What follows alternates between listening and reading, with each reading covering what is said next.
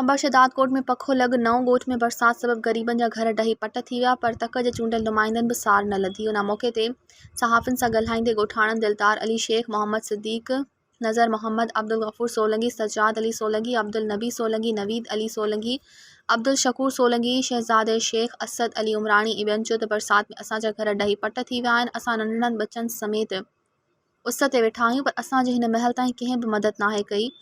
न राशन न वरी को ख़ैमो मिलियो, ऐं राशन बि मनपसंद माण्हुनि खे ॾिनो वियो। ऐं वरी मच्छर एतिरा वधी विया ऐं केतिरा ई माण्हू मलेरिया में मुब्तला थी विया, ऐं सरकारी अस्पताल में मलेरिया जी दवा बि नथी मिले। इन्हनि वधीक चयो त असां ग़रीब मिसकिन आहियूं, असांजा फसल बि बरसाति में ख़तमु थी विया, असांजा बछड़ा बुख ते वेठा आहिनि, घर ठहिण जी बि सघ नाहे। असां DC कंबर ऐं ॿिनि वसवारनि खे अपील था कयूं त असांजी मदद कई वञे।